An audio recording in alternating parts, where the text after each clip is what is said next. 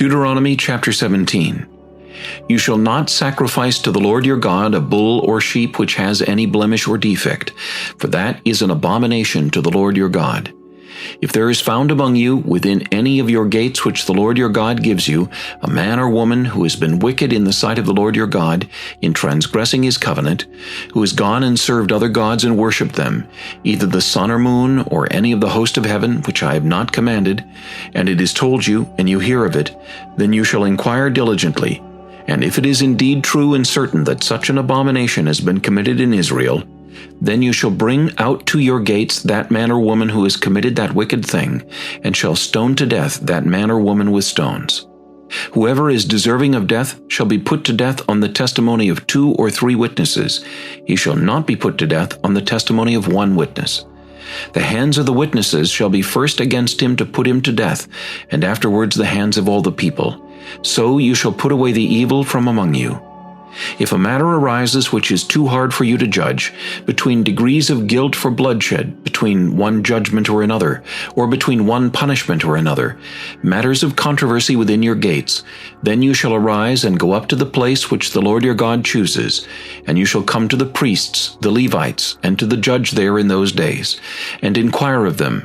They shall pronounce upon you the sentence of judgment. You shall do according to the sentence which they pronounce upon you in that place which the Lord chooses, and you shall be careful to do according to all that they order you. According to the sentence of the law in which they instruct you, according to the judgment which they tell you, you shall do. You shall not turn aside to the right hand or to the left from the sentence which they pronounce upon you. Now the man who acts presumptuously, and will not heed the priest who stands to minister there before the Lord your God, or the judge, that man shall die. So you shall put away the evil from Israel.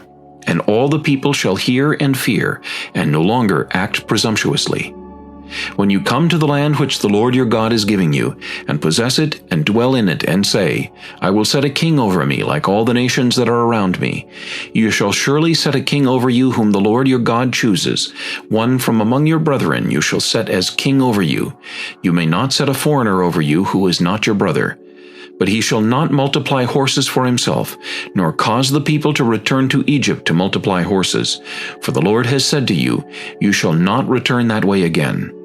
Neither shall he multiply wives for himself, lest his heart turn away, nor shall he greatly multiply silver and gold for himself. Also it shall be, when he sits on the throne of his kingdom, that he shall write for himself a copy of this law in a book, from the one before the priests, the Levites, and it shall be with him, and he shall read it all the days of his life, that he may learn to fear the Lord his God, and be careful to observe all the words of this law and these statutes, that his heart may not be lifted above his brethren, that he may not turn aside from the commandment to the right hand or to the left, and that he may prolong his days in his kingdom, he and his children in the midst of Israel.